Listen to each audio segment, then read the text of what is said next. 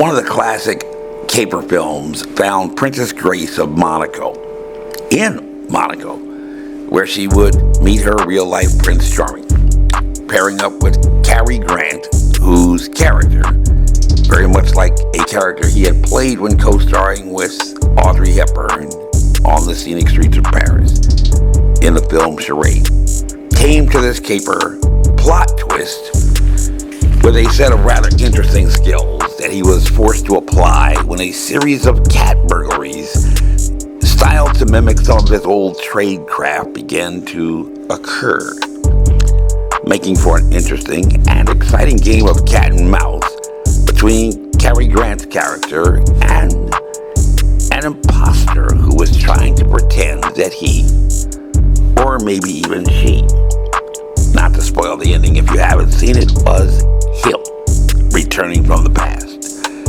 And ironically, this provides an interesting segue for the next plot twist or turn in this developing story of precious cargo. Many who have been in the forefront of the advocacy against abortion and for abortion are familiar with what is known as the FACE Act, or the Freedom of Clinic Entrances Act, codified under 18 U.S.C. Section 248, which essentially criminalizes the act of physically blocking the access of a person seeking an abortion, a felony charge that could be brought against second offenders and second offenders only after a prior conviction, with potential fines and or imprisonment not more than 3 years, under an indictment by a federal grand jury. However, for the first-time offenders with no prior convictions under the FACE Act, no grand jury is even required to do it on information. Little thing that lawyers learn, for a misdemeanor charge, and a sentence of not more than a year and or fine. Recent events involving 9 pro-life activists in the D.C. area have indicated that the Biden administration had decided not only to convene a grand jury, somewhat anachronistically, for conduct that had been done during the prior administration, very odd, and that had been disposed in the D.C. local courts, which would be a large deviation from normal practice, raising some suspicions, especially for what, for a first-time offender, would amount to only a misdemeanor charge. But also, in this matter, the grand jury had decided, and this gives us some clues as to what's going on, to add to the indictment a charge for conspiracy to violate civil rights, codified at 18 U.S.C. Section 241. Which provides if 2 or more persons conspire to injure, oppress, threaten, or intimidate any person in the free exercise or enjoyment of any right or privilege secured to him by the Constitution or the laws of the United States, or because of his having so exercised the same, or in retaliation, they shall be fined or imprisoned not more than 10 years or both. A felony charge that has not been used since the 1960s, has not found anyone served more than 6 years, and which has historically been used to defend voting rights and nothing else, making this a great departure in the policies of the Department of Justice and elevating the right to obtain an abortion to the equivalent of the franchise. And if, as is assumed, all 9 persons who have been indicted were first-time offenders, this would be the only reason that the Department of Justice would seek to charge by a grand jury for this felony charge.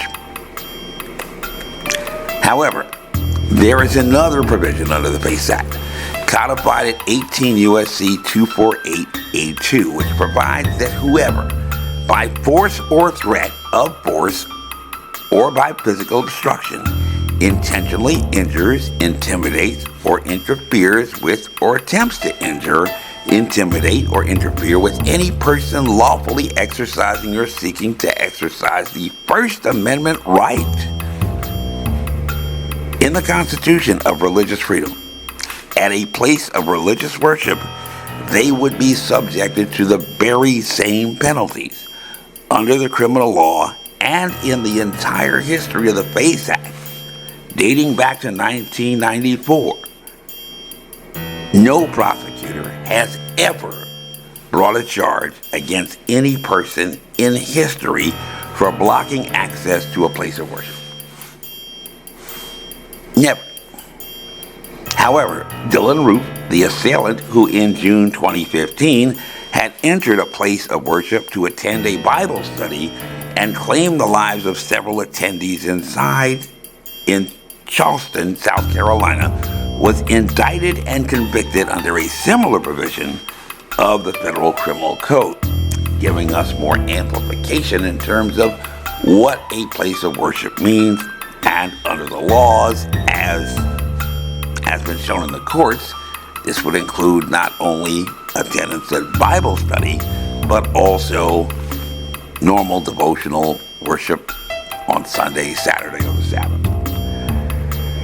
And under the FACE Act, there is also an opportunity for a person who has been deprived personally of access to an abortion or to a place of worship to commence a civil action themselves in court for monetary damages, which may, under the law, be settled out of court for a sum of $5,000 for each and every distinct transaction.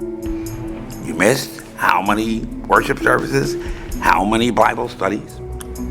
A provision that was completely available to any citizen or any faith leader throughout the entire pandemic, and many may not have known about it, but which was not brought, but which we brought as an individual and as a candidate committee in a case of first impression for the very first time, history not even reported in the press, in an action against Facebook in July, after access had been permanently disabled on that social media platform, apparently for security reasons, effectively blocking access to online worship during the pandemic, when Governor Ralph Northam and other government health authorities had declared that places of worship were hotbeds of infection, encouraging all persons to participate in online worship services,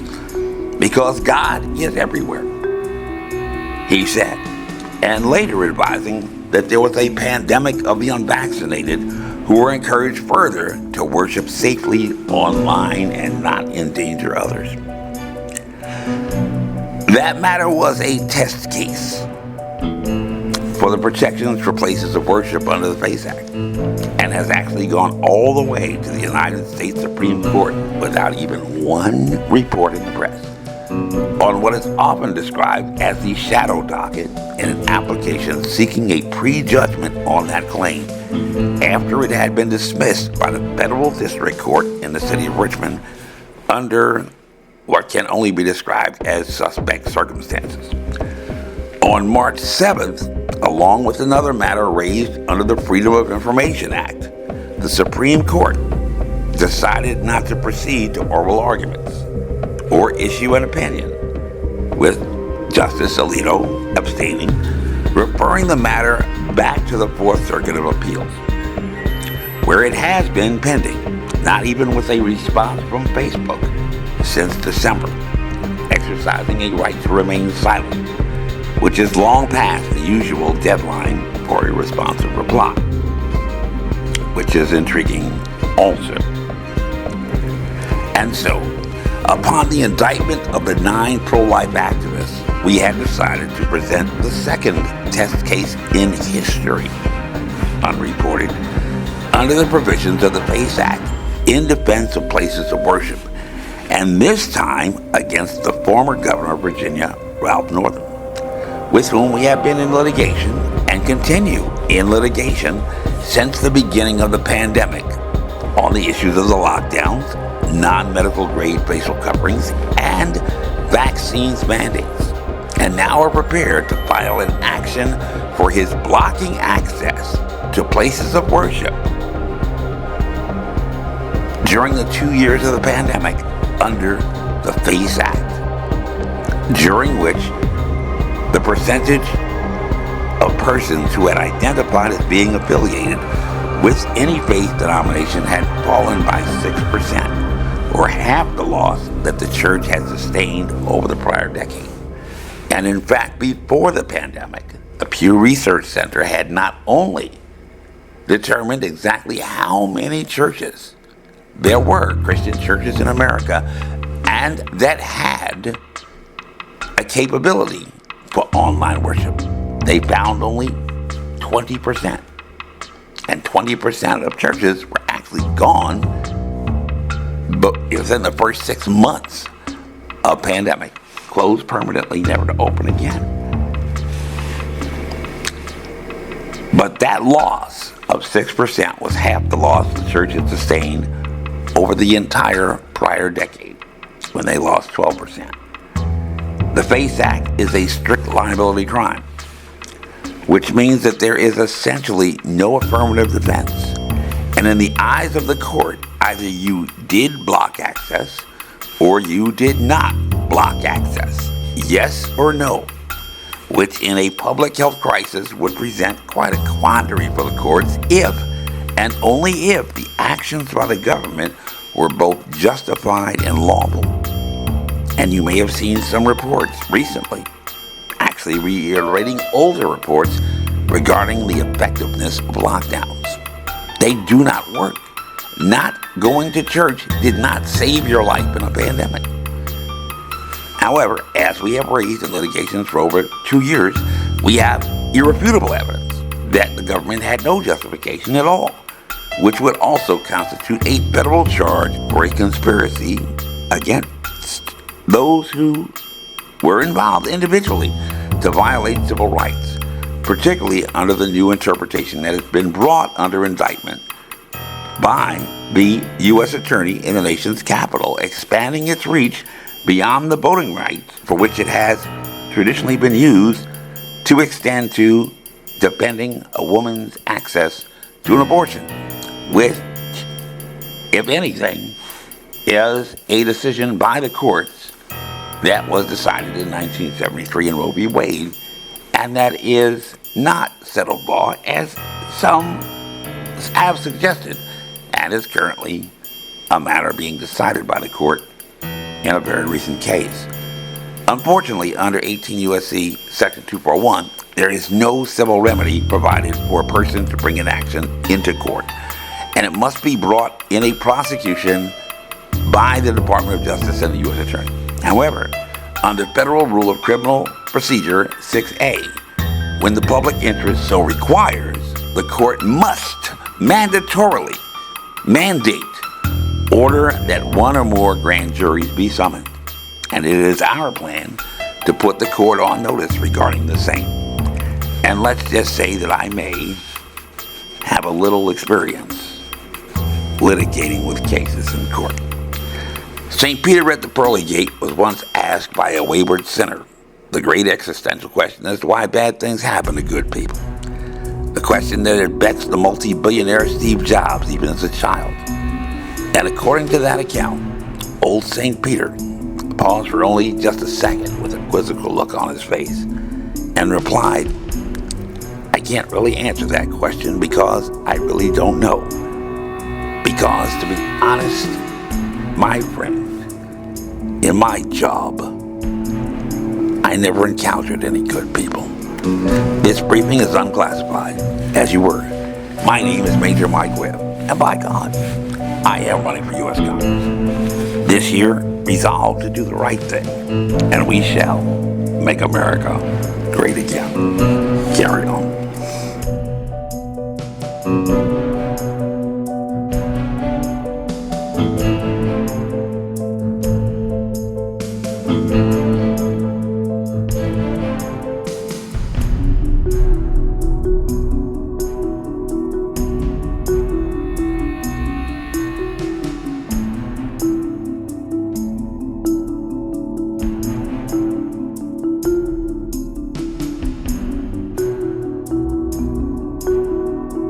This advertisement was authorized by Mike White.